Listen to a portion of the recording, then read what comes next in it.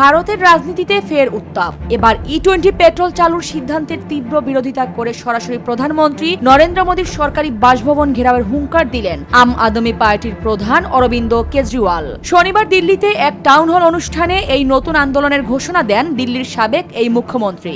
আগামী 4 আগস্ট অর্থাৎ মঙ্গলবার দুপুরে প্রধানমন্ত্রীর বাসভবন অভিমুখে পদযাত্রা করবেন তিনি।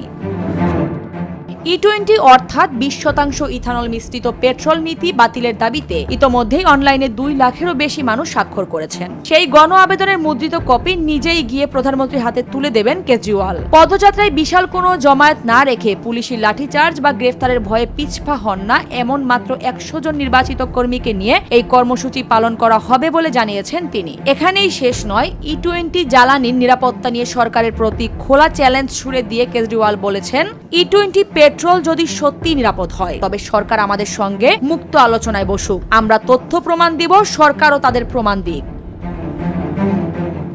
তবে কেজরিওয়ালের এই ঘোষণাকে মোটেও পাত্তা দিচ্ছে না শাসক দল বিজেপি। দিল্লি বিজেপির সভাপতি হর্ষ মালহোত্রা এটিকে স্রেফ রাজনৈতিক স্ট্যান্ডবাজি বলে উড়িয়ে দিয়ে পাল্টা চ্যালেঞ্জ ছুড়ে বলেছেন, ই-20 পেট্রোলে ইঞ্জিন বিকল হয়েছে এমন অন্তত 100টি গাড়ির সুনির্দিষ্ট প্রমাণ আগে জনসমক্ষে আনুন কেজরিওয়াল। সেটি আগে সাধারণ মানুষের সামনে স্পষ্ট করা উচিত।